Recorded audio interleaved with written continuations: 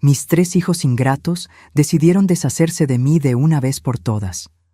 Nos dejaron, a mi esposo Antonio y a mí, en una carretera desierta, abandonándonos a nuestra suerte para morir bajo el sol abrasador. Ustedes son una carga que ya no podemos soportar, dijeron, antes de acelerar el Mercedes negro y desaparecer en el horizonte. Días después, cuando el secreto que guardábamos con 7 llaves salió a la luz, fueron ellos quienes regresaron, humillados e implorando perdón. Pero antes de continuar, asegúrate de estar suscrito al canal y escribe en los comentarios, ¿desde dónde estás viendo este video? Nos encanta saber hasta dónde llegan nuestras historias. Todo comenzó un jueves por la mañana. Estaba en la cocina preparando café para todos, como lo había hecho durante más de 40 años. A los 72, mis manos ya no tenían la misma firmeza, pero aún podía freír huevos y hacer un café que José decía que era el mejor del mundo. Esa mañana, sin embargo, había un peso en el aire, una tensión que conocía bien después de meses viviendo con mis 3 hijos en la casa que alguna vez fue solo nuestra. Sentí los pasos de Claudia incluso antes de verla. Mi hija mayor entró en la cocina todavía en bata, con el rostro tan cerrado como una puerta con llave. «Mamá, ¿cuántos huevos estás friendo?» La pregunta llegó cargada de acusación. «Solo 4, hija. 1 para cada uno». Ella suspiró dramáticamente, arrojando una pila de facturas sobre la mesa. Inmediatamente reconocí las recetas médicas de José. Mi esposo había sufrido del corazón durante años y las medicinas eran nuestro mayor gasto. $600, mamá. 600. ¿Sabes cuánto representa eso en mi presupuesto mensual? No respondí. Las palabras se quedaron atrapadas en mi garganta como espinas de pescado. En ese instante, José apareció en la puerta, caminando despacio, apoyándose en las paredes. A los 75 años, cada paso parecía una batalla para él. Su rostro, antes lleno de vida, estaba marcado por una tristeza que me partía el corazón. «Buenos días, hija», dijo, intentando sonreír. Claudia ni siquiera respondió. Tomó un pedazo de pan, lo untó con mantequilla con enojo y salió de la cocina como si estuviéramos contaminados por alguna enfermedad contagiosa. Nos sentamos a la mesa en silencio, comiendo despacio. Miré a José y vi lágrimas formándose en las esquinas de sus ojos cansados. Ese hombre había construido esta casa con sus propias manos, ladrillo por ladrillo. Había trabajado 6 días a la semana durante 4 décadas para darles a sus hijos todo lo que podíamos ofrecer. Y ahora éramos tratados como intrusos en nuestro propio hogar. «Ellos tienen razón, Teresa», murmuró José, mirando su plato. «Estamos dando demasiados problemas». Antes de que pudiera responder, Ricardo entró en la cocina, todavía con su uniforme del turno de noche en la fábrica. Mi hijo del medio siempre había sido el pacificador, el equilibrado, pero su rostro mostraba el mismo cansancio, la misma irritación que veía en Claudia. «Papá, mamá, necesito hablar con ustedes». Se sentó pesadamente en la silla, frotándose el rostro con sus manos callosas. «Esta situación no puede continuar. Están viendo las facturas médicas, ¿verdad?» «Hijo, podemos intentar reducir las medicinas», respondió José con voz temblorosa. «Hablar con el médico sobre alternativas más baratas». Ricardo sacudió la cabeza. «No es solo eso, es todo. La comida, la luz, el espacio. Esta casa ya no da para 5 adultos». «¿Y qué sugieres?», pregunté, aunque ya sabía la respuesta. «Hay un lugar». «Un hogar para ancianos. No es de los peores. Tendrían asistencia médica, compañía de personas de su misma edad».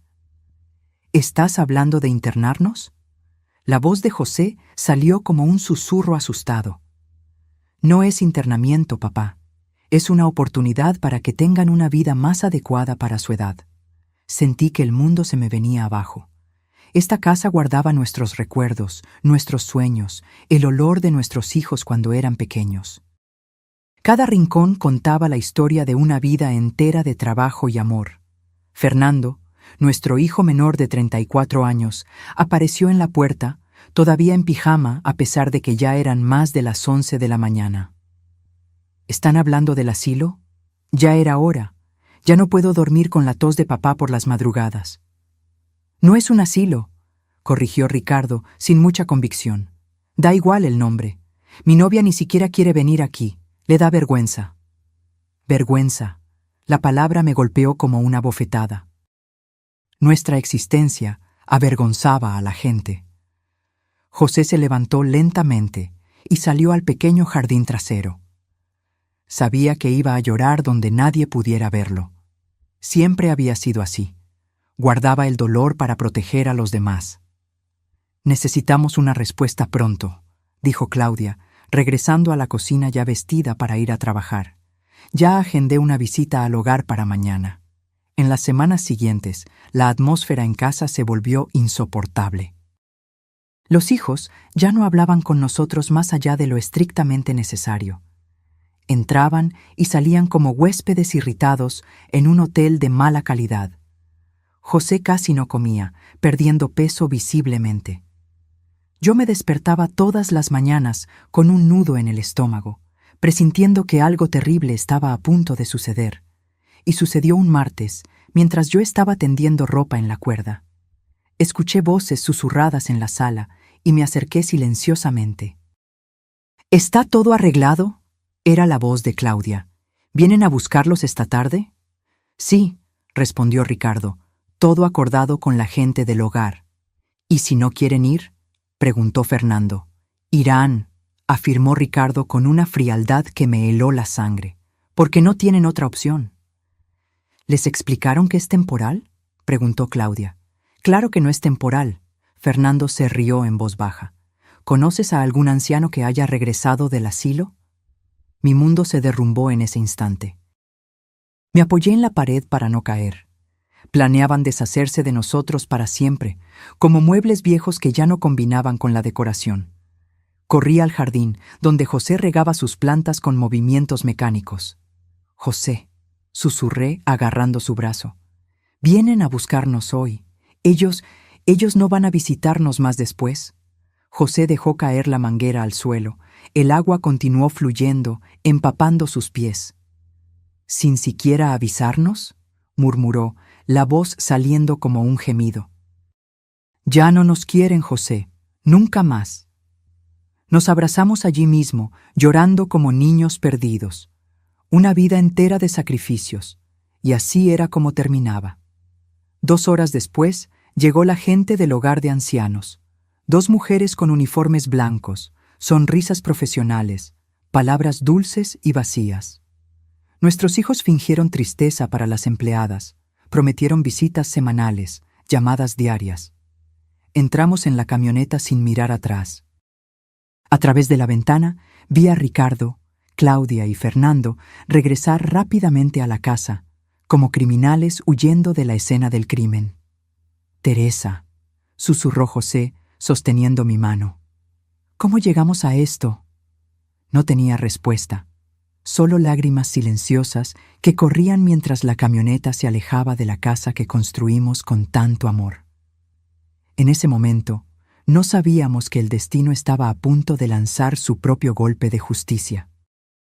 Escondido en la vieja billetera de José, entre fotos antiguas y tarjetas amarillentas, había un sobre que lo cambiaría todo. El hogar de ancianos era exactamente como temía. Un edificio antiguo con olor a desinfectante y orina apenas disimulados por aromatizantes baratos. Nos pusieron en una habitación colectiva con otras 6 personas, separándonos con una cortina de tela que apenas ofrecía privacidad. Era un lugar donde la gente iba a morir lentamente, abandonada por las familias que juraron amarlos hasta el final. Las noches eran las peores. El gemido constante de los otros ancianos, el llanto ahogado en las almohadas, los llamados a los hijos que nunca vendrían. José casi no comía, se consumía a simple vista. Lo observaba todas las mañanas, viendo cómo su cuerpo se encogía, cómo sus ojos perdían el brillo día tras día. Teresa, susurró la tercera noche, cuando pensé que ya estaba dormido. No voy a aguantar estar aquí. Sostuve su mano debajo de la sábana áspera. Estábamos en camas separadas, pero estirábamos los brazos para mantener ese contacto que, después de 50 años de matrimonio, era tan necesario como el aire. Lo sé, mi viejo. Yo tampoco. ¿Llamaron los chicos?, preguntó, aunque ya sabía la respuesta. No, respondí, sintiendo el dolor en las palabras. No llamaron.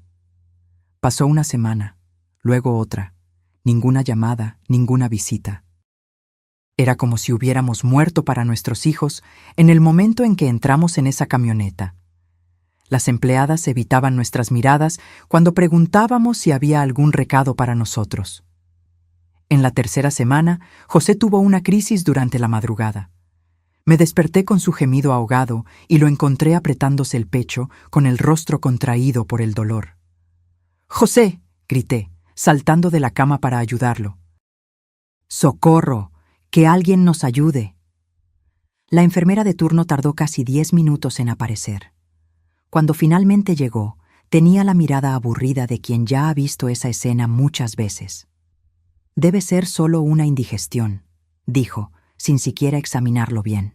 «No es indigestión», insistí. «Tiene problemas del corazón. Necesita ir a un hospital». Después de mucha insistencia, llamaron a una ambulancia. Esperé sola en la sala de emergencias durante horas, con las manos temblando de miedo y rabia. Intenté llamar a mis hijos, pero ninguno contestó. Dejé mensajes desesperados, implorando que vinieran. Nadie vino. El médico apareció alrededor de las 5 de la mañana, con el rostro serio. Doña Teresa, su esposo, tuvo un infarto. Logramos estabilizarlo, pero su estado es delicado. ¿Va a sobrevivir? Apenas podía formular la pregunta. Por ahora sí, pero necesitará cuidados intensivos en los próximos días. Pasé la noche entera sentada al lado de la cama de José en la UCI, observando los monitores, contando cada latido de su corazón como si fuera un tesoro precioso. De vez en cuando abría los ojos y trataba de sonreírme, pero pronto volvía a dormir bajo el efecto de los medicamentos. A la mañana siguiente, aún sin noticias de los hijos, fui al baño del hospital a lavarme la cara. Estaba exhausta, despeinada, con los ojos hinchados de tanto llorar.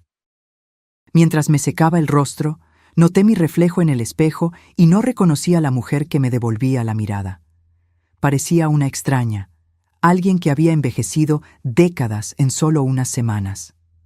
Volviendo a la habitación, encontré a una joven enfermera revisando los signos vitales de José. «¿Usted es la esposa?», preguntó, con una amabilidad que me tomó por sorpresa. «Sí, estamos casados desde hace 50 años». Ella sonrió, ajustando la almohada de José con cuidado. «Eso es hermoso. Raramente vemos parejas que hayan estado juntas tanto tiempo». Algo en la forma en que hablaba, en cómo cuidaba a José, me conmovió profundamente. Era el primer gesto de humanidad genuina que recibíamos en semanas. «¿Cómo se llama?», pregunté. «Clara», respondió. «Clara Oliveira». En los días siguientes, Clara se convirtió en nuestro ángel guardián en el hospital. Siempre aparecía en la habitación, incluso cuando no estaba asignada a cuidar de José. Traía una palabra amable, ajustaba las sábanas, a veces incluso me traía un café cuando notaba que no me había movido en horas. Un día, mientras José dormía, se sentó a mi lado. «Doña Teresa, disculpe la intromisión, pero ¿sus hijos no vienen a visitarlos?». Sacudí la cabeza, sintiendo que el nudo en mi garganta se apretaba. Ellos nos pusieron en un hogar de ancianos y nunca más aparecieron». Clara se quedó en silencio por unos momentos, sus ojos llenos de lágrimas. «Sabe, mi mamá trabaja como cuidadora de ancianos. Las historias que cuenta son desgarradoras». «Lo entiendo», respondí, aunque en realidad no lo entendía. ¿Cómo podía alguien entender el dolor de ser abandonado por los propios hijos? En realidad, mi esposo, Paulo, y yo hemos estado hablando mucho sobre eso últimamente. No comprendí de inmediato a dónde quería llegar. ¿Sobre qué, exactamente? Sobre cuánto nos gustaría tener abuelos en nuestras vidas. Los míos murieron cuando yo era pequeña, y los padres de Paulo viven en el extranjero. Extrañamos esa sabiduría, esa presencia que solo los mayores pueden ofrecer. Me quedé en silencio, insegura de qué responder. Clara continuó, vacilante. Tenemos una habitación extra en casa. No es gran cosa, pero es acogedora. Y yo trabajo aquí en el hospital. Puedo vigilar la salud de su José. Paulo tiene una pequeña tienda de reparaciones. Trabaja en casa. Nunca estarían solos. Mi corazón comenzó a latir más rápido. ¿Era posible que esta joven, prácticamente una extraña, estuviera ofreciendo lo que nuestros propios hijos nos habían negado? Clara, ¿estás invitándonos a vivir con ustedes? Ella se sonrojó, de repente avergonzada. Disculpe si parezco entrometida. Es que, bueno, Paulo y yo lo hemos hablado mucho. Creemos que podríamos ayudarnos mutuamente. Ustedes tendrían un hogar y nosotros tendríamos la familia que siempre quisimos. Las lágrimas corrieron libremente por mi rostro. No sabía qué decir. Era un milagro en medio de la desesperación, un faro en la oscuridad en la que se había convertido nuestra vida. Esa noche, cuando José se despertó más lúcido, le conté sobre la oferta de Clara. Vi sus ojos llenarse de lágrimas, la primera luz de esperanza iluminando su rostro en semanas. Ellos ni siquiera nos conocen, Teresa, susurró. ¿Por qué harían eso por nosotros? Tal vez existan personas buenas en el mundo, después de todo, respondí sosteniendo su mano. Personas que ven valor donde nuestros propios hijos solo vieron una carga. Una semana después, cuando José recibió el alta, no regresamos al hogar de ancianos. Clara y Paulo vinieron a recogernos al hospital. Paulo era un joven alto y delgado, con una sonrisa fácil y manos callosas por el trabajo. Nos recibieron en su pequeño pero impecable apartamento, donde habían preparado una habitación especialmente para nosotros, con una cama de matrimonio, cortinas floreadas e incluso un florero con violetas en la ventana. No es mucho, pero es nuestro hogar, dijo Paulo, ayudando a José a acomodarse, y ahora es su hogar también. Esa primera noche, acostada al lado de José en la cama suave, sentí una paz que no experimentaba en meses. Él sostuvo mi mano como lo hacía todas las noches durante 50 años. Teresa, susurró en la oscuridad, quizás Dios no nos ha abandonado por completo, después de todo. Sonreí, aunque él no podía verme en la oscuridad. Quizás no, mi viejo, quizás no. Los días que siguieron fueron de adaptación y descubrimientos. Clara trabajaba en el hospital en turnos de 12 horas, pero siempre llegaba a casa con una sonrisa, preguntando cómo había sido nuestro día.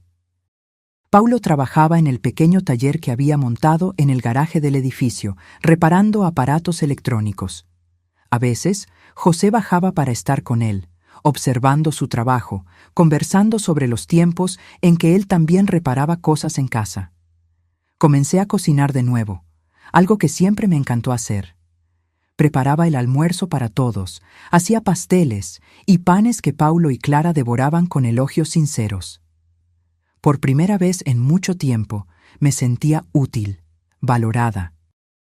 Una tarde, mientras lavaba los platos del almuerzo, encontré algo en el bolsillo de la vieja chaqueta de José que había apartado para lavar. Era un sobre amarillento con el membrete de un bufete de abogados. Parecía haber estado allí mucho tiempo, olvidado. Lo abrí con cuidado y comencé a leer el contenido. Mi corazón casi se detuvo. Mis manos temblorosas apenas podían sostener los papeles. Leí y releí cada palabra, incrédula. Según ese documento, mi padre, fallecido hacía más de 10 años, había dejado una herencia sustancial que estaba siendo administrada por un bufete de abogados. Habían intentado contactarnos varias veces en la antigua dirección, sin éxito. La herencia incluía 10 propiedades en el centro de la ciudad, todas alquiladas, y una cantidad en efectivo que, con los intereses acumulados, superaba los $20 millones. 20 millones. Más dinero del que José y yo jamás soñamos tener en toda nuestra vida de trabajo. Me senté en la silla de la cocina, con las piernas temblando. ¿Cómo había llegado ese sobre a la chaqueta de José? ¿Por qué nunca lo habíamos visto antes? Y entonces, como un relámpago, la comprensión me golpeó. Las cartas debieron haber llegado a nuestra antigua casa, cuando ya estábamos viviendo con nuestros hijos. Debieron haber interceptado todo. Esperé a que José regresara del taller con Paulo para mostrarle el documento. Cuando lo leyó, su rostro pasó de la incredulidad a la comprensión y finalmente a la rabia. Ellos lo sabían, Teresa. Nuestros hijos sabían de este dinero y aún así nos trataron como basura. Clara y Paulo estaban en la sala cuando les contamos sobre el descubrimiento. La reacción de ellos no fue de codicia o cálculo, como quizás lo hubiera sido la de muchas personas al descubrir que estaban albergando a dos ancianos de repente millonarios. Fue de indignación genuina por la injusticia que habíamos sufrido. «Necesitan contactar a ese abogado de inmediato», dijo Clara, tomando el teléfono. «Mañana mismo iremos a su oficina». A la mañana siguiente, entramos en la oficina del doctor Méndez, un señor de cabello canoso y lentes de montura dorada. Nos recibió con una expresión de alivio. «Señor José y doña Teresa, por fin. Hemos estado tratando de localizarlos durante años. Incluso contratamos a un investigador privado, pero no pudo encontrarlos después de que dejaron la antigua residencia». «Nuestros hijos», dijo José, con voz temblorosa por la rabia contenida. «Debieron haber interceptado las cartas». El abogado se ajustó los lentes, visiblemente incómodo. «Es posible». Recibimos algunas llamadas de personas que decían ser sus hijos, pidiendo información sobre la herencia. Naturalmente, no proporcionamos detalles sin la presencia de los legítimos herederos. Pasamos las horas siguientes firmando documentos, actualizando registros y escuchando explicaciones sobre cómo acceder a nuestros bienes. Al final, el doctor Méndez nos entregó una tarjeta bancaria provisional. Esta tarjeta está vinculada a una de las cuentas corrientes. Le puse un límite diario de $50,000 para retiros y transferencias, hasta que regularicemos toda la documentación. 50,000. Una cantidad que antes me parecería una fortuna inimaginable, ahora era solo un límite diario. Salimos de la oficina en silencio, absorbiendo el cambio drástico en nuestra situación. En el taxi de regreso a casa, José sostuvo mi mano con fuerza. «¿Qué vamos a hacer ahora, Teresa?» Miré por la ventana, viendo la ciudad pasar. «Primero seguiremos con Clara y Paulo. Nos acogieron cuando no teníamos nada, merecen nuestra lealtad». José asintió. «Y nuestros hijos lo descubrirán, tarde o temprano». Sentí un nudo formarse en mi garganta. Por más que el dolor del abandono todavía estuviera fresco, eran nuestros hijos, sangre de nuestra sangre. Vamos a esperar. Vendrán a buscarnos cuando lo sepan. De hecho, no tardaron mucho. 2 semanas después de regularizar la situación con el abogado, estábamos desayunando cuando sonó el interfono. Paulo contestó y regresó con el rostro tenso. «Doña Teresa, son sus hijos, los 3. Dicen que necesitan hablar con ustedes urgentemente». Intercambié una mirada con José. Lo esperábamos, pero no tan pronto. Clara se levantó, instintivamente protectora. «¿Quieren que los eche?» José negó con la cabeza. «No, escucharemos lo que tienen que decir».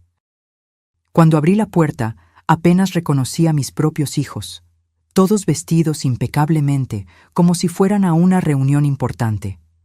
Claudia usaba joyas caras, Ricardo lucía un reloj que seguramente costaba varios salarios, y Fernando vestía una camisa de marca que jamás podría comprar con lo poco que trabajaba. «Mamá». Claudia se adelantó para abrazarme, pero retrocedí instintivamente. «Estábamos tan preocupados. Los buscamos por todas partes». La mentira salió tan fluida de sus labios que casi la creí, si no fuera por la expresión calculadora en sus ojos que nunca pudo ocultarme. «¿Buscaron dónde?», preguntó José con una calma que ocultaba la tormenta interior.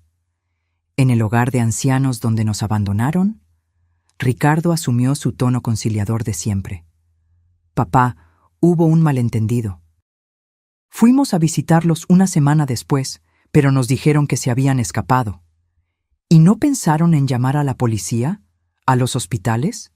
¿No les preocupó que pudiéramos estar muertos en la orilla de alguna carretera? Los tres se miraron, incómodos. La verdad, continuó José, es que solo están aquí porque se enteraron del dinero. Un silencio pesado cayó sobre la sala. Finalmente, Claudia soltó un suspiro teatral. Está bien, seamos honestos. Sí, supimos de la herencia. Y vinimos porque queremos resolver esta situación como familia. ¿Como familia? Fue mi turno de hablar, la voz temblorosa de emoción contenida. ¿La misma familia que nos tiró como basura? ¿Que interceptó nuestras cartas durante años? ¿Que planeó abandonarnos para siempre en un hogar de horrores? Fernando, siempre el más impaciente, intervino. Miren, nos equivocamos. ¿Está bien? Todo el mundo se equivoca. Pero somos sus hijos. Este dinero es de la familia. Familia. La palabra sonaba como una broma cruel. ¿Saben quién es familia? Clara y Paulo. Dos jóvenes que no nos conocían de nada, pero nos acogieron cuando estábamos solos y desesperados, que nos cuidaron cuando José casi muere de tristeza y abandono. Ellos son familia. Clara y Paulo, que observaban la escena discretamente en un rincón de la sala, parecieron avergonzados por el reconocimiento. Ricardo los estudió con una mirada calculadora. ¿Así que es eso? ¿Cambiaron a sus propios hijos por dos extraños oportunistas que obviamente están detrás de la herencia? Paulo dio un paso adelante, con el rostro rojo de indignación. Nosotros ni siquiera sabíamos de esta herencia hasta hace 2 días, cuando ellos mismos nos contaron. Acogimos a sus padres porque es lo que hace la gente decente. Claudia soltó una risa amarga. ¡Qué conmovedor! Pero seamos realistas. Este dinero le pertenece a nuestra familia, no a extraños que aparecieron de repente. Observé a mis hijos, tratando de encontrar algún rastro del amor que alguna vez creí que sentían por nosotros. No encontré nada más que codicia y cálculo. En contraste, miré a Clara y Paulo, quienes nos habían dado un hogar cuando no teníamos nada que ofrecer a cambio. La decisión ya estaba tomada incluso antes de que me diera cuenta. Tienen razón en un punto, dije finalmente. El dinero le pertenece a la familia, y nosotros elegimos cuál es nuestra familia ahora. Los rostros de mis hijos se contorsionaron en expresiones de shock y rabia. Ricardo fue el primero en recuperar la compostura. Mamá, no puedes estar hablando en serio. Somos sus hijos, su sangre. Sangre, murmuró José. ¿De qué sirve la sangre cuando no hay amor? Fernando, siempre el más explosivo, se adelantó amenazadoramente. ¡No pueden hacer esto! Este dinero es nuestro por derecho. Paulo se puso entre nosotros y Fernando, protegiéndonos instintivamente. Creo que es hora de que se vayan. ¡No sin antes resolver esto!, gritó Claudia. ¡Vamos a demandar! ¡Vamos a probar que no están en condiciones mentales de administrar este dinero! Aquello fue la gota que colmó el vaso. La idea de que pudieran intentar declararnos incapacitados solo para poner sus manos en la herencia mostró cuán bajo estaban dispuestos a llegar. «Salgan de nuestra casa», dije, con la voz más firme que jamás había tenido. Ahora. Los tres se quedaron inmóviles por un momento, conmocionados por mi determinación. Luego, como una tormenta que finalmente se desata, comenzaron a gritar acusaciones, amenazas, promesas de volver. Paulo llamó a la seguridad del edificio, que amablemente, pero con firmeza, escoltó a mis hijos hacia la salida. Antes de irse, Claudia se dio la vuelta una última vez, con los ojos brillando de rabia. «Esto no se va a quedar así, se van a arrepentir». Cuando la puerta finalmente se cerró, sentí que mis piernas flaqueaban. José me abrazó y lloramos juntos, no por las amenazas, sino por la muerte definitiva de las últimas ilusiones que aún manteníamos sobre nuestros hijos. Esa noche, acostada al lado de José, reflexioné sobre el rumbo que nuestra vida había tomado. ¿Hicimos todo mal, José? ¿Fracasamos como padres? Él suspiró profundamente, acariciando mi cabello canoso. No, Teresa. Dimos amor, educación, valores. Ellos eligieron su camino. No podemos culparnos por eso. ¿Y ahora qué? ¿Qué haremos con tanto dinero? Viviremos, Teresa. Viviremos los años que nos quedan con dignidad y propósito, y ayudaremos a quienes realmente merecen ser ayudados. Me dormí con esas palabras resonando en mi mente, imaginando las posibilidades que se abrían ante nosotros. Era como si, por primera vez en mucho tiempo, el futuro no fuera solo un horizonte sombrío de abandono y soledad, sino un campo abierto de posibilidades. Los meses siguientes fueron de transformación. Con parte del dinero, compramos un apartamento amplio en el mismo edificio donde vivían Clara y Paulo. Insistimos en que se mudaran con nosotros, formando una familia no por sangre, sino por elección. Al principio, dudaron. Doña Teresa, argumentó Clara, no nos deben nada. Hicimos lo que cualquier persona con corazón haría. Precisamente por eso los queremos cerca, respondí, porque los corazones, como los de ustedes, son raros. El apartamento tenía 4 habitaciones, una sala espaciosa con vista al parque de la ciudad y una cocina amplia donde volví a preparar comidas para todos con gusto. José consiguió un rincón en el balcón para sus plantas, que florecieron junto con su ánimo renovado. Paulo montó un taller mejor en el edificio, con equipos nuevos que le compramos. Su negocio de reparaciones creció rápidamente y pronto pudo contratar a 2 ayudantes. Clara continuó trabajando en el hospital, pero redujo su carga horaria para tener más tiempo con nosotros. Nuestra nueva vida parecía un sueño después de la pesadilla que habíamos vivido. Pero la sombra del pasado seguía persiguiéndonos. Nuestros hijos no se rindieron fácilmente. Primero, llegaron las cartas de abogados, alegando que no estábamos mentalmente aptos para gestionar nuestro patrimonio. El doctor Méndez, nuestro abogado, se encargó de responder a todas con evaluaciones médicas que comprobaban nuestra cordura. Luego, intentaron abordarnos en público. Un día, mientras hacíamos compras en el centro comercial, Claudia apareció como por casualidad, fingiendo sorpresa al encontrarnos. «¡Mamá! ¡Papá! ¡Qué maravillosa coincidencia!». José me apretó la mano con fuerza y Clara instintivamente se puso a nuestro lado. Paulo, que empujaba el carrito de compras, se detuvo como si estuviera frente a una serpiente venenosa. «¿Qué quieres, Claudia?», pregunté sin rodeos. Ella intentó mantener la sonrisa forzada, aunque sus ojos revelaban la rabia contenida. «Solo quería ver cómo están. Los extraño». «Extrañas nuestro dinero, querrás decir», respondió José con una franqueza que me sorprendió. La sonrisa de Claudia desapareció como hielo al sol. «Eso no es justo, papá. Somos una familia». «Lo éramos», corregí. «Ahora tenemos una nueva familia, una que nos valora por lo que somos, no por lo que tenemos». Clara y Paulo se mantuvieron en silencio, pero sus presencias firmes a nuestro lado decían más que cualquier palabra. Claudia los miró con desprecio apenas disimulado. Estos oportunistas los convencieron en contra de sus propios hijos. ¿No se dan cuenta de que están siendo manipulados? Fue Paulo quien respondió, con una calma que contrastaba con la furia en sus ojos. «La única manipulación que veo es la suya, intentando que sus padres se sientan culpables después de todo lo que hicieron». Salimos del centro comercial rápidamente después de ese encuentro, sintiendo la mirada de Claudia siguiéndonos como un depredador frustrado. De camino a casa, José se quedó en silencio, con el rostro tenso y pálido. «¿José?», lo llamé, preocupada. «¿Te sientes mal?».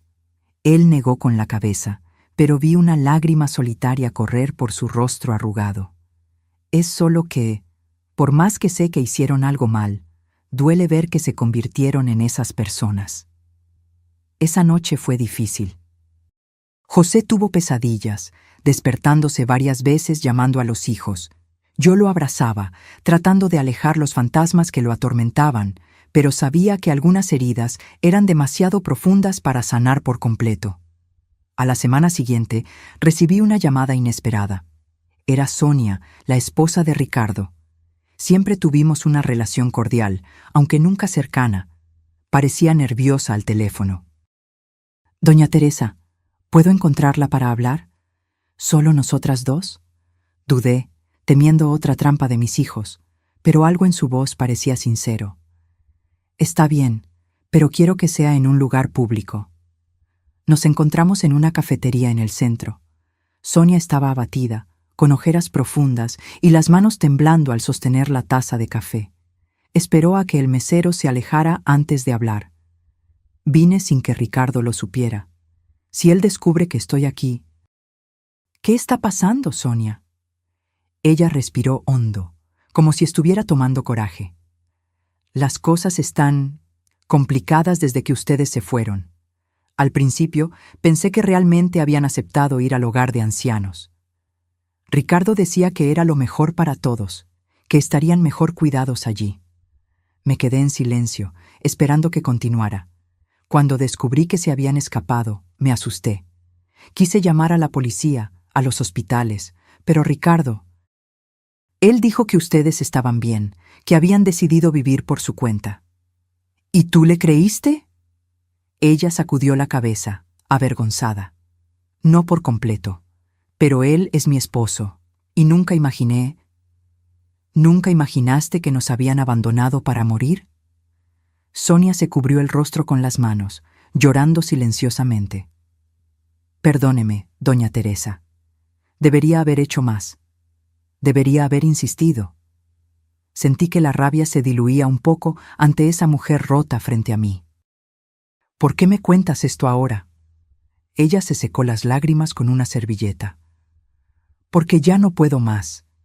Desde que se enteraron de la herencia, están obsesionados. Solo hablan de eso, solo planean cómo conseguir ese dinero. Ya no reconozco a mi esposo. ¿Y tus nietos? ¿Cómo están? La mención de los nietos pareció desencadenar una nueva ola de lágrimas. Los niños preguntan por ustedes, los extrañan, pero Ricardo les prohibió hablar del tema.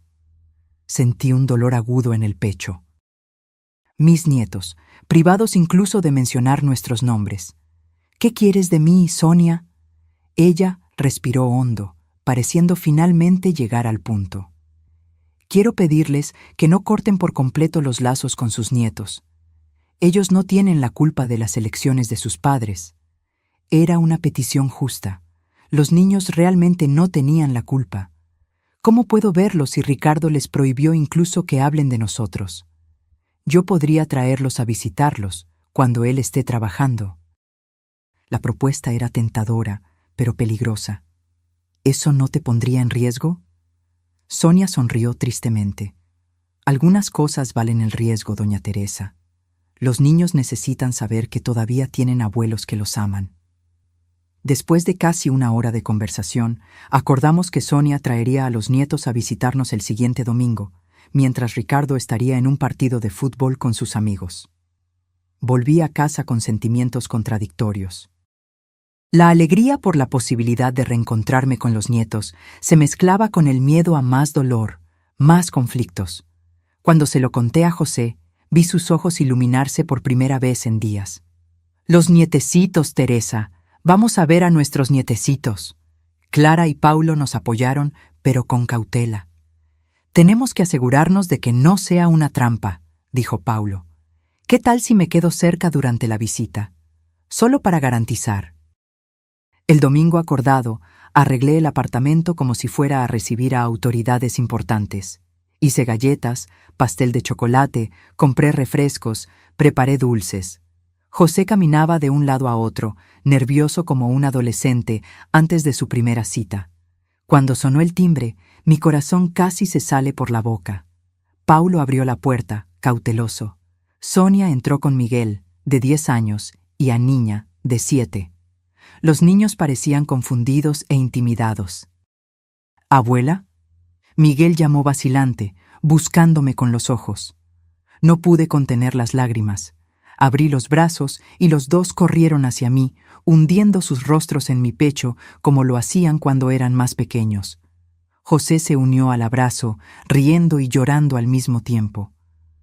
«Abuelo, ¿por qué desaparecieron?», preguntó a Niña con esa sinceridad cruel de los niños. «Papá dijo que ya no querían vernos». José tragó saliva, luchando para que la rabia no se le notara. «Eso no es verdad, mi princesa. Nunca dejamos de amarlos, nunca». Miguel, siempre más observador, miraba alrededor con curiosidad. «Esta casa es muy genial. ¿Es de ustedes?».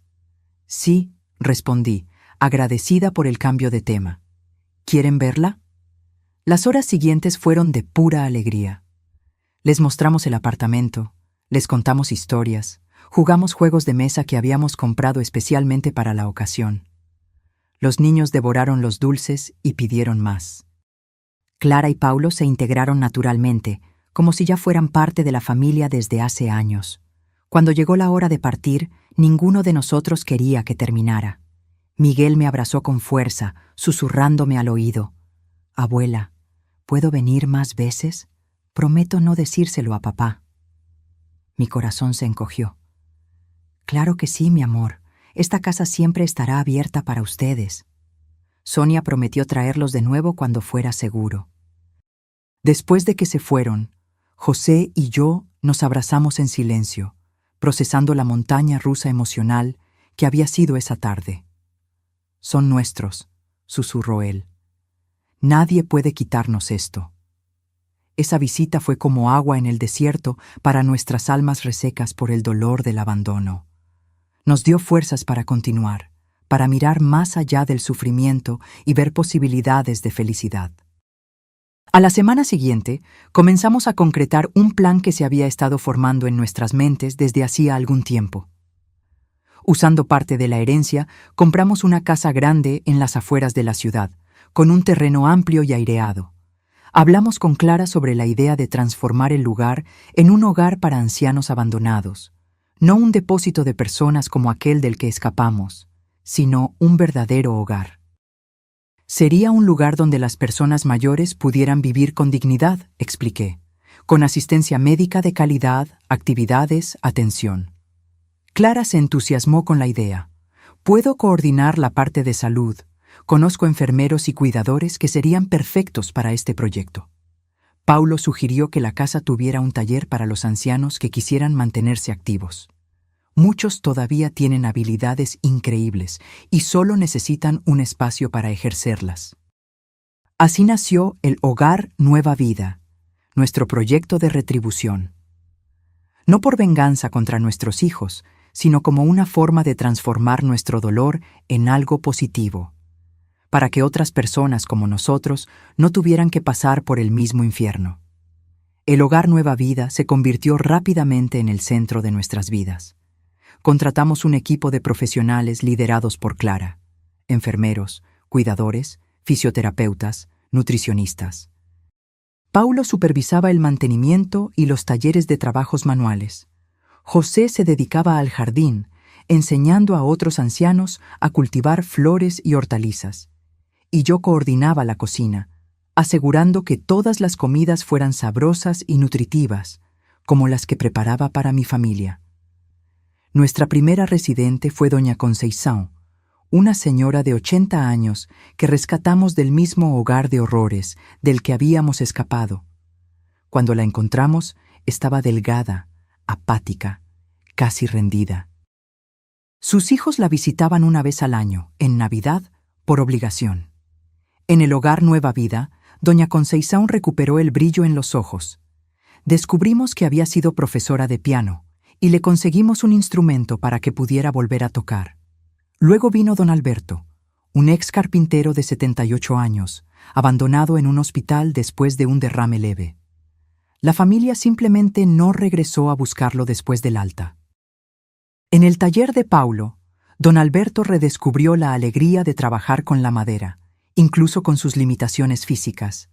Pronto estaba enseñando a otros ancianos a hacer pequeños objetos, marcos de fotos, cajitas, juguetes. En 6 meses, el hogar tenía 15 residentes, cada uno con su historia de abandono, cada uno encontrando nuevos propósitos. Transformamos el sufrimiento en misión, y eso nos trajo una paz que no imaginábamos posible.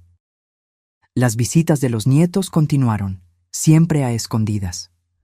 A Miguel y a Niña les encantaba ir al hogar, donde jugaban con los abuelos y abuelas postizos, como llamaban cariñosamente a los residentes. Sonia se convirtió en una aliada importante, ayudándonos a mantener contacto con los niños sin que Ricardo lo supiera. Un día, sin embargo, sucedió lo inevitable. Estábamos almorzando con los nietos en el hogar cuando un coche familiar entró estridentemente en el estacionamiento. Ricardo salió dando un portazo, con el rostro contorsionado de furia. «¡Lo sabía!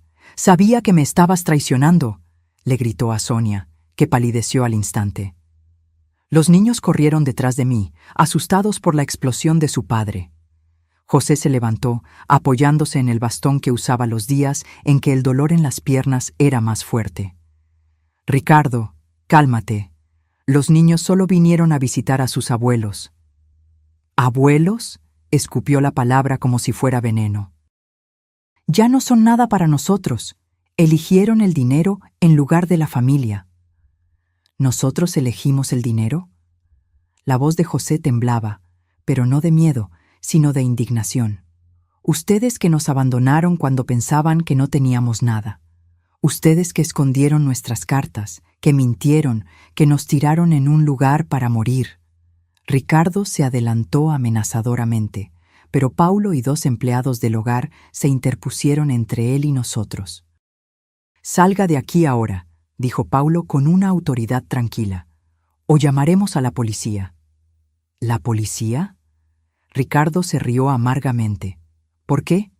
¿Por querer proteger a mis hijos de ancianos manipuladores?». En ese momento, Miguel dio un paso al frente, enfrentándose a su padre con una valentía sorprendente para sus 10 años. «Papá, estás mintiendo. El abuelo y la abuela nunca nos manipularon. Son ustedes los que no nos dejan verlos». Ricardo pareció aturdido por la intervención de su hijo. Por un momento, vi un destello de vergüenza en sus ojos, pero pasó rápido, reemplazado por la rabia familiar. «Al coche, todos ustedes, ahora». Los niños lloraron, implorando quedarse un poco más. Sonia intentó calmarlos, prometiendo que volverían, pero yo sabía, por la mirada dura de Ricardo, que él haría cualquier cosa para que eso no sucediera. Antes de irse, Ricardo se detuvo en la puerta, señalándonos con el dedo como una amenaza. «Esto va a terminar. Ya verán. Nadie me roba a mis hijos». Después de que se fueron, me derrumbé en una silla, sintiendo el peso de cada uno de mis 72 años. José se acercó, poniendo su mano en mi hombro. «Ellos van a volver, Teresa. Algún día lo entenderán». «¿Pero cuándo, José? ¿Cuánto tiempo más nos queda en esta vida?». Él no tenía respuesta. Nadie la tenía. A la semana siguiente, recibimos una notificación judicial. Ricardo estaba pidiendo la custodia exclusiva de los hijos, alegando que Sonia era mentalmente inestable por llevarnos a los niños a escondidas. También solicitaba una orden de restricción que nos impediría ver a los nietos. El doctor Méndez, nuestro abogado, intentó tranquilizarnos. «Esto es claramente una represalia. Ningún juez impedirá que los abuelos vean a sus nietos sin un motivo muy serio». Pero yo no estaba tan segura. Había visto el odio en los ojos de Ricardo. Él haría cualquier cosa para lastimarnos, incluso si eso significaba usar a sus propios hijos como armas. La audiencia fue programada para el mes siguiente. Nos preparamos lo mejor que pudimos, reuniendo testimonios sobre nuestro carácter, sobre la calidad del hogar Nueva Vida, sobre lo bien que los niños eran tratados durante las visitas. Mientras tanto, no tuvimos más noticias de Sonia o de los nietos. Ricardo había cortado todas las comunicaciones, cambiando incluso los números de teléfono. En la víspera de la audiencia, estábamos en la cocina de nuestro apartamento, tratando de distraernos con los preparativos para la cena. Clara y Paulo habían salido a comprar los ingredientes que faltaban. El interfono sonó y José fue a contestar. ¿Quién es?, preguntó cauteloso, como nos habíamos acostumbrado a hacer desde los incidentes con los hijos. Soy yo, papá, Fernando. Intercambiamos miradas de sorpresa y aprensión.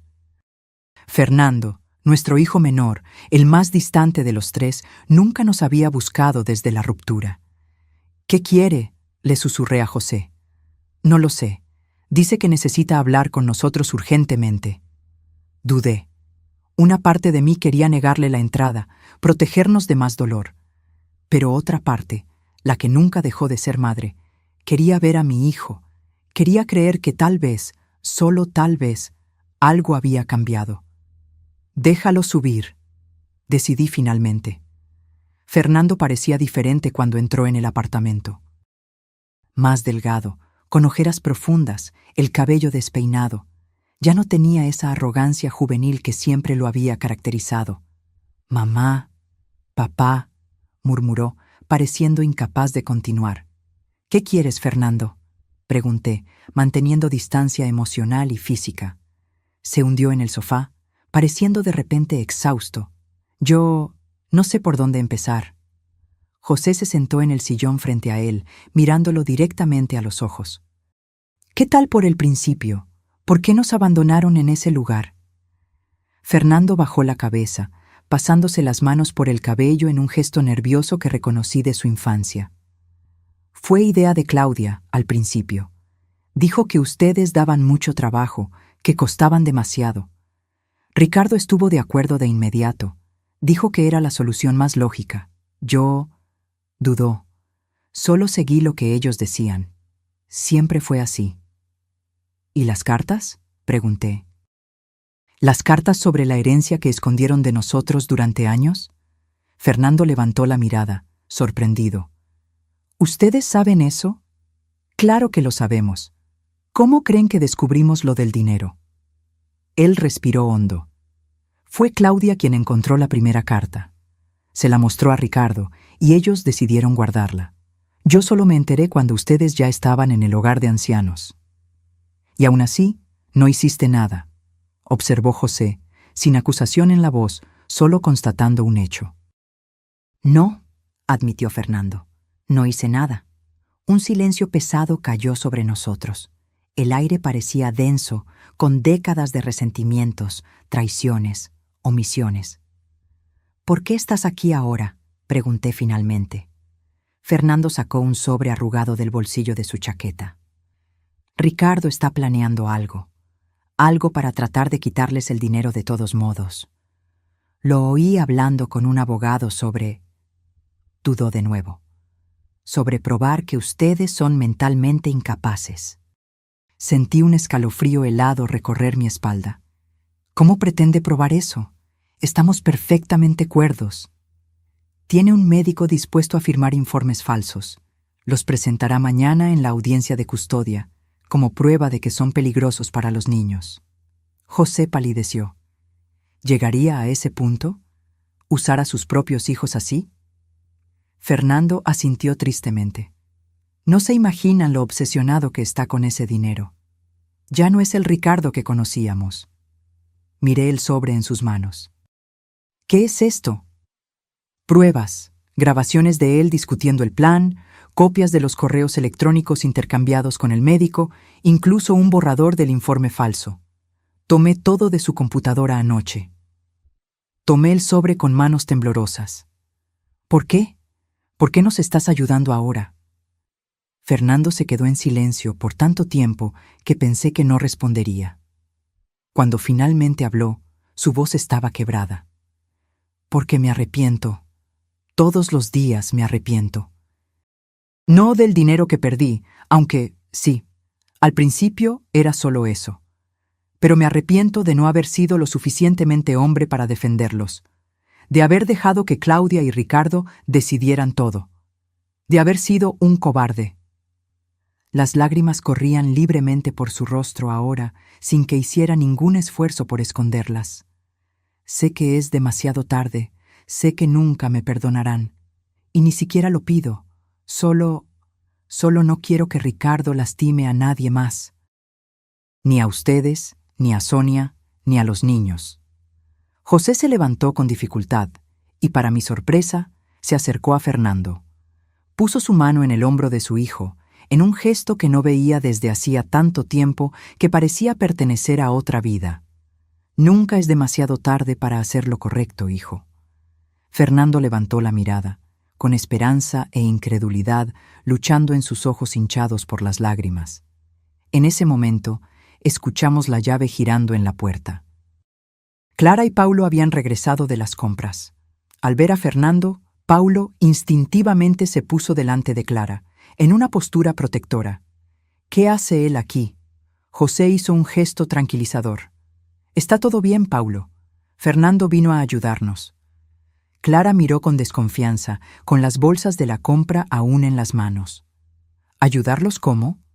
Le expliqué brevemente la situación mientras José llevaba a Fernando a la cocina para que tomara un café. Paulo examinó el contenido del sobre, verificando la autenticidad de los documentos. «Si esto es cierto, el juez se comerá vivo a Ricardo mañana», comentó, hojeando los papeles. «Es cierto», afirmó Fernando desde la cocina. «Yo estaba allí cuando él lo planeó todo». «Puedo testificar». Clara se acercó a mí, preocupada. «¿Estás bien con esto? ¿Con él aquí?» Miré a la cocina, donde José y Fernando conversaban en voz baja. Había tanta historia entre nosotros, tanto dolor, tanto amor desperdiciado. «No lo sé», respondí honestamente, «pero creo que es un comienzo». Esa noche, Fernando durmió en el sofá de la sala. Antes de que nos fuéramos a la cama, me llamó. «Mamá, ¿puedo preguntarte algo?» «Claro». «¿Por qué el hogar Nueva Vida? ¿Por qué usar el dinero para ayudar a otros ancianos en lugar de, no sé, viajar por el mundo, disfrutar?» La pregunta me tomó por sorpresa, no por la duda en sí, sino por el hecho de que Fernando estuviera genuinamente interesado. «Porque entendemos el dolor», respondí simplemente.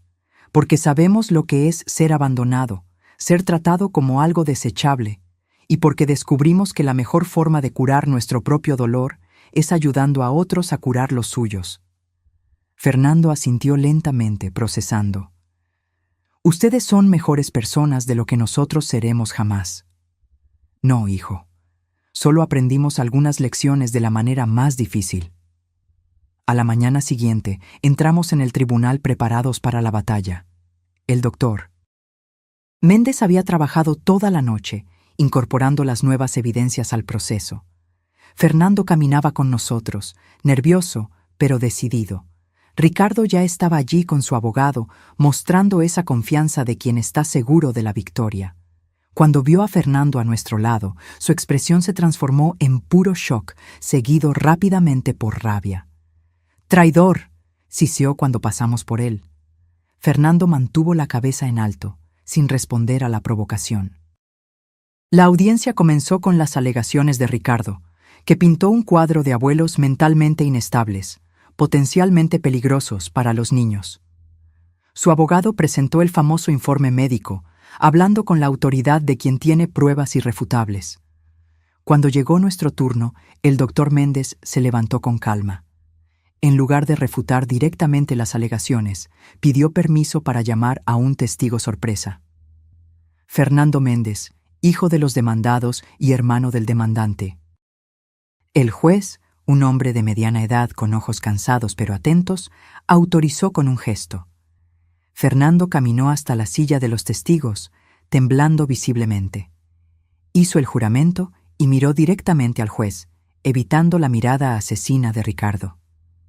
«Señor Fernando», comenzó el doctor Méndez, ¿puede contarnos sobre las verdaderas intenciones de su hermano en este proceso? Durante la hora siguiente, Fernando desgranó toda la trama: el abandono deliberado en el hogar de ancianos, la intercepción de las cartas sobre la herencia y, finalmente, el plan de Ricardo para declararnos incapaces basándose en informes médicos fraudulentos. Presentó los correos electrónicos, las grabaciones, documentos que probaban cada una de sus afirmaciones. Ricardo se ponía más rojo a cada minuto, casi echando espuma por la boca de rabia. Su abogado intentó interrumpir varias veces, alegando que las pruebas eran inadmisibles, pero el juez mantuvo el orden en el tribunal. Finalmente, Fernando llegó a la parte más difícil del testimonio, su propia participación. «Yo también soy culpable», declaró con voz quebrada. «No tuve el coraje de impedirlo, no defendí a mis padres cuando lo necesitaban. Permití que fueran abandonados y maltratados. Y ahora estoy aquí no para redimirme, sé que eso es imposible, sino para impedir que se haga más daño». Cuando terminó, el silencio en la sala era absoluto. El juez se quitó los lentes, frotándose los ojos como si tratara de procesar todo lo que acababa de escuchar. «En 30 años en la magistratura», dijo finalmente, «raramente he visto un caso de tanta crueldad contra personas mayores. Y viniendo de hijos, es simplemente repugnante». Se volvió hacia Ricardo, que parecía haberse encogido físicamente durante el testimonio de su hermano. «Señor Ricardo Méndez, estoy desestimando su petición de custodia exclusiva y orden de restricción. Además, estoy remitiendo este caso al Ministerio Público para investigar posibles crímenes contra personas mayores y fraude procesal. Le sugiero encarecidamente que consiga un buen abogado criminalista». Ricardo se levantó furioso. «No puede hacer eso. Ellos tienen nuestro dinero». «Señor Méndez», la voz del juez tronó, «una palabra más y lo detendré por desacato. Esta audiencia ha terminado». Salimos del tribunal en estado de shock y alivio. En el estacionamiento encontramos a Sonia con Miguel y a Niña, esperando ansiosamente. «¿Y bien?», preguntó ella, sosteniendo a los niños de las manos. «Ganamos», respondí simplemente. Miguel y a Niña corrieron a abrazarnos. Detrás de nosotros, Fernando observaba la escena con una expresión de dolor y arrepentimiento. «Tío Fernando», gritó Miguel, notando su presencia. «¿Viniste a ver a la abuela y al abuelo también?». Fernando se acercó vacilante, mirándome como si pidiera permiso. Asentí levemente. «Sí, Miguel. Vine para quedarme». En los meses que siguieron, nuestra familia pasó por una reconstrucción lenta y delicada. Fernando comenzó a trabajar en el hogar Nueva Vida, inicialmente solo ayudando a Paulo en las tareas de mantenimiento. Se mantenía distante de los otros residentes, como si no se sintiera digno de socializar. Poco a poco, sin embargo, fue abriéndose. Su primer avance significativo sucedió con don Alberto, el ex carpintero. Un día, los encontré a los dos en el taller, encorvados sobre una pieza de madera. Don Alberto explicaba pacientemente cómo hacer un tallado específico, y Fernando lo observaba con una concentración que no veía desde que él era un niño, aprendiendo a andar en bicicleta. «La mano todavía me tiembla un poco», decía don Alberto, «pero a la madera no le importa. Ella espera». Fernando asintió, absorbiendo no solo la técnica, sino la filosofía detrás de ella. Observé discretamente desde la puerta, sintiendo un nudo en la garganta. Mi hijo menor, que siempre había sido el más inquieto, el más impaciente, aprendiendo sobre paciencia con un anciano que había sido abandonado, al igual que nosotros. «¿Mamá?». Fernando me vio e inmediatamente pareció avergonzado, como si lo hubieran atrapado haciendo algo mal. Estoy tratando de aprender». «Continúa», lo animé. «Don Alberto es el mejor maestro que podrías tener». El anciano sonrió, mostrando los pocos dientes que le quedaban. «Su hijo tiene talento, doña Teresa. Buenas manos para la madera». Los dejé trabajando y me fui a la cocina del hogar, donde supervisaba el almuerzo de los residentes. José estaba en el jardín, como siempre, ahora acompañado por 3 o 4 ancianos que se habían convertido en sus aprendices en el arte del cultivo. Clara llegó corriendo, entusiasmada con una noticia. «Doña Teresa, la Secretaría de Asistencia Social aprobó nuestra solicitud. El Hogar Nueva Vida ahora es oficialmente reconocido como institución de utilidad pública». La abracé, feliz por el logro. Significaba más que un reconocimiento.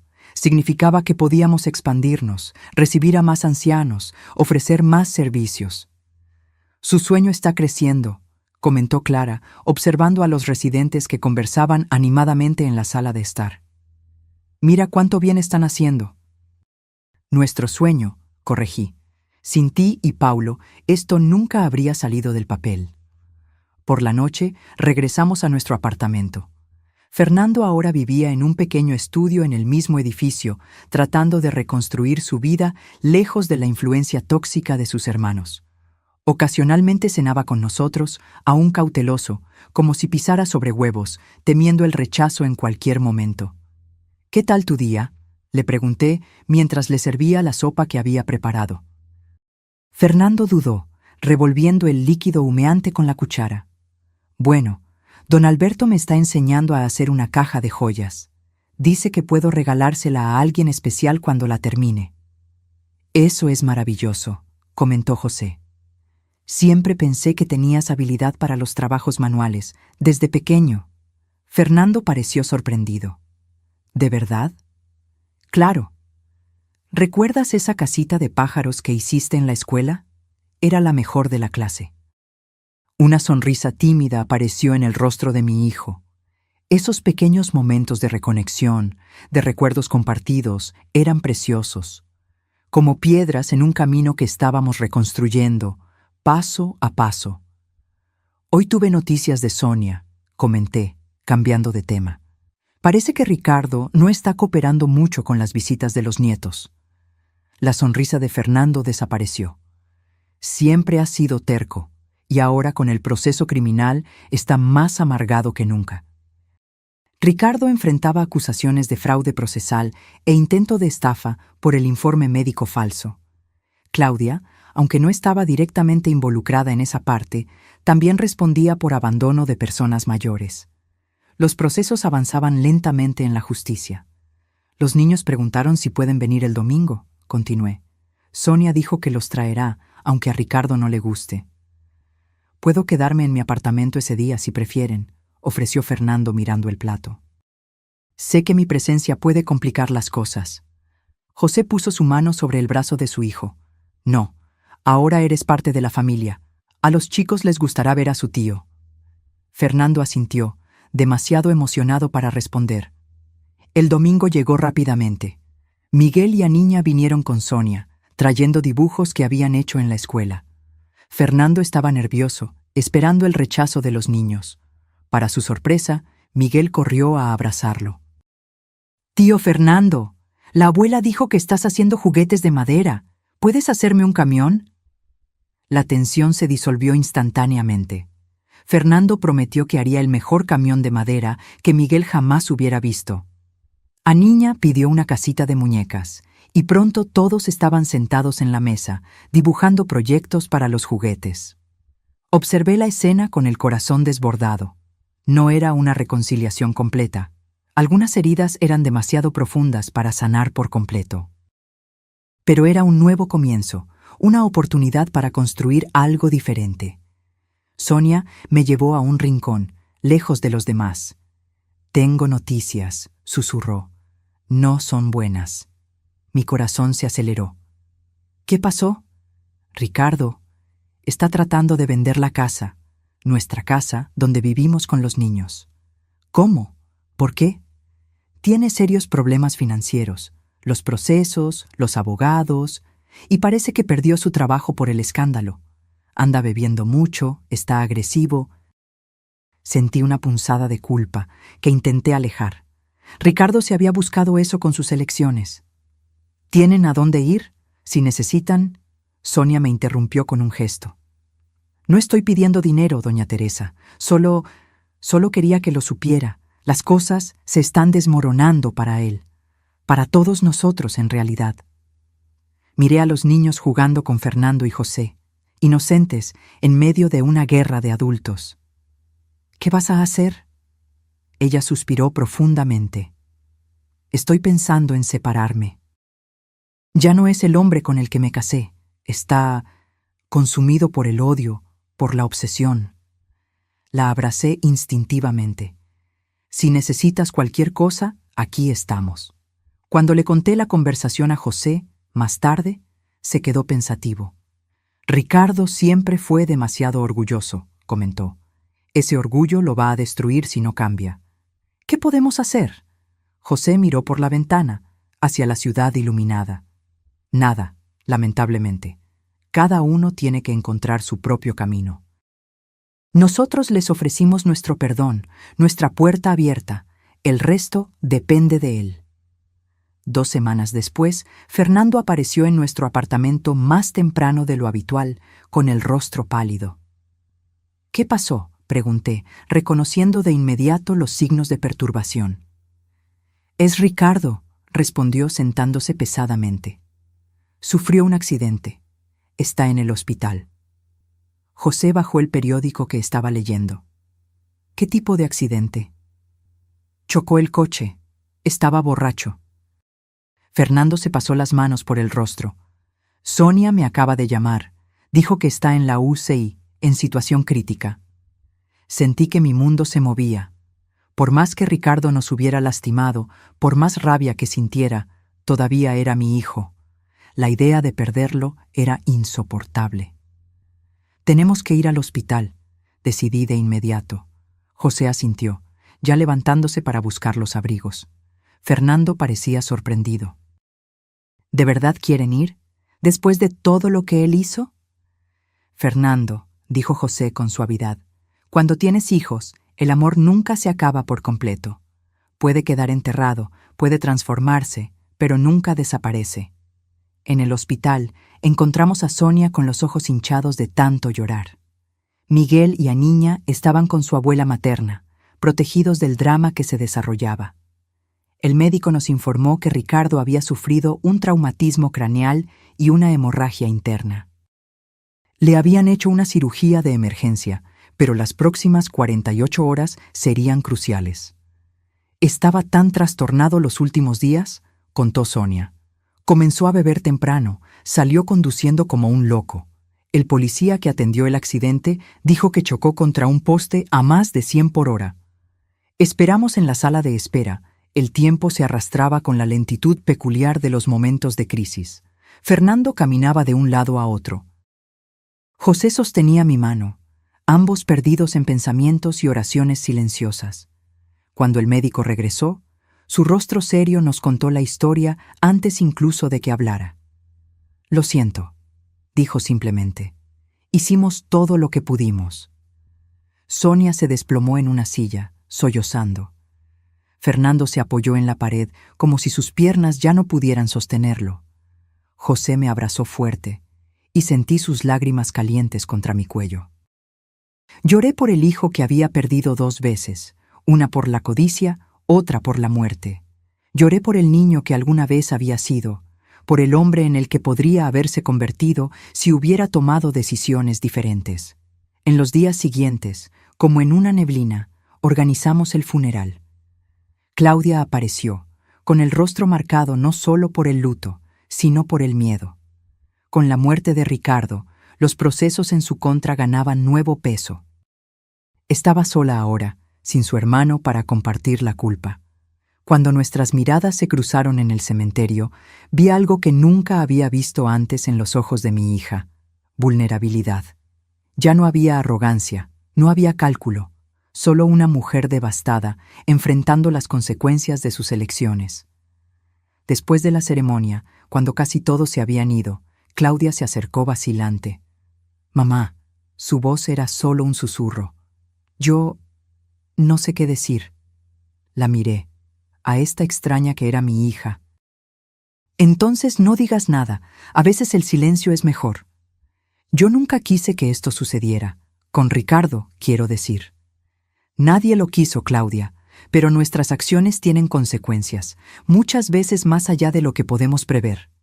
Ella bajó la mirada, con las manos temblando levemente. ¿Qué va a pasar conmigo ahora? La pregunta me tomó por sorpresa, no por el contenido, sino por la vulnerabilidad genuina que conllevaba. Eso depende en parte de ti, respondí honestamente.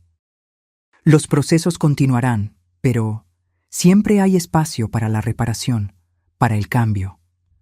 José, que se había acercado silenciosamente, añadió: «Nuestra puerta está abierta, Claudia. Siempre lo ha estado. Pero necesitas entrar con el corazón abierto, no con las viejas intenciones». Ella asintió.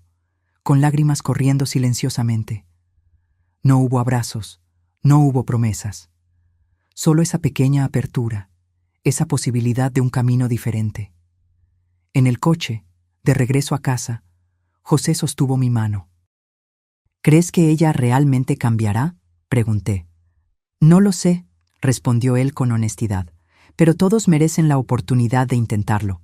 Esa noche, mirando las fotos antiguas de nuestra familia, los 3 hijos pequeños, sonrientes, aún no marcados por las decisiones que tomarían, sentí una profunda melancolía. Tantas posibilidades, tantos caminos que podrían haberse tomado. No te tortures, mi amor, susurró José, sentándose a mi lado. El pasado ya pasó, solo podemos construir el futuro. Asentí, guardando el álbum. Tenía razón, como siempre.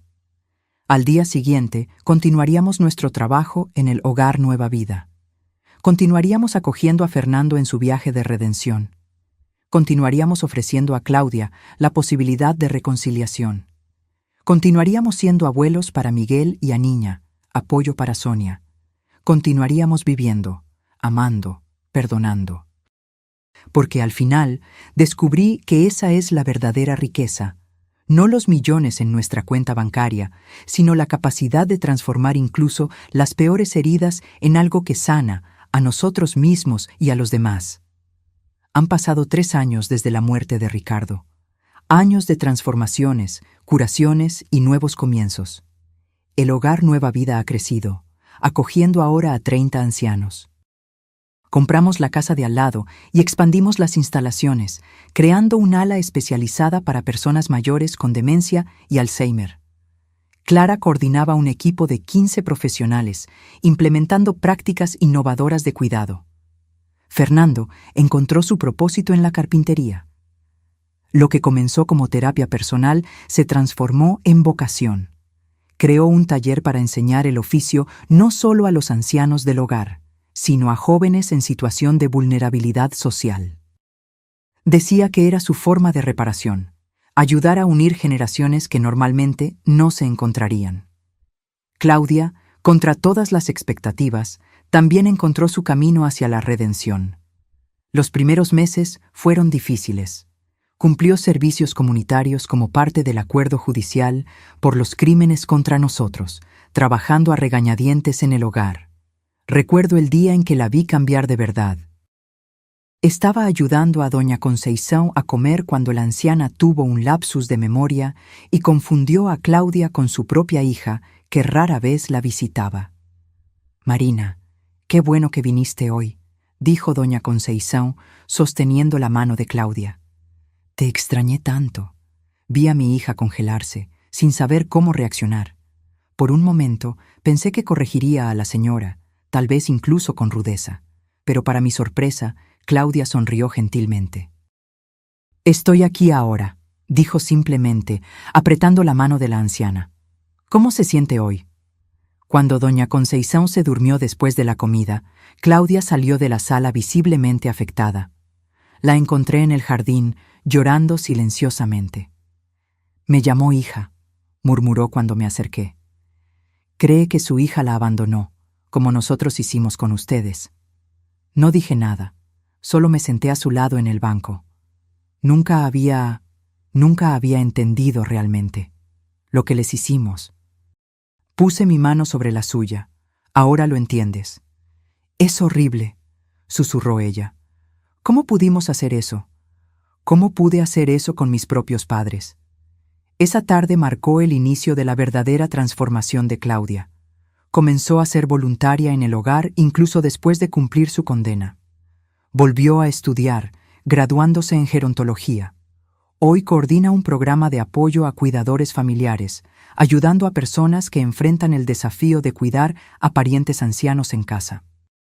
Nuestra relación nunca volvió a ser lo que era antes. Algunas fracturas son demasiado profundas para sanar por completo. Pero encontramos un nuevo equilibrio, un respeto mutuo nacido del dolor compartido y de la sanación buscada juntas. Sonia se mudó a un apartamento cerca del nuestro con Miguel y a Niña. Los niños crecieron teniendo abuelos presentes, viniendo a visitarnos casi a diario después de la escuela. Miguel, ahora con 13 años, pasaba horas en el taller con Fernando, aprendiendo los secretos de la carpintería. Aniña, a los 10, prefería el jardín, donde ayudaba a José a cultivar flores y verduras que abastecían la cocina del hogar. José y yo, a los 75 y 72 años, encontramos una paz que nunca imaginamos posible después del trauma del abandono. Usamos la mayor parte de la herencia para crear una fundación que financia hogares para ancianos éticos en todo el país, estableciendo estándares rigurosos de cuidado y dignidad. Una tarde de domingo estábamos todos reunidos para el almuerzo, José y yo, Fernando y su novia Mariana, una enfermera que conoció en el hogar, Claudia, que venía sola, todavía no lista para nuevas relaciones, Sonia con los niños, Clara y Paulo con su hija pequeña, Elena. La mesa estaba llena, las conversaciones eran animadas, las risas de los niños, una escena que parecía imposible años atrás. Después del almuerzo, mientras los demás conversaban en la sala, José me llamó al balcón. El atardecer pintaba el cielo de naranja y rosa, una vista que nunca dejaba de emocionarme.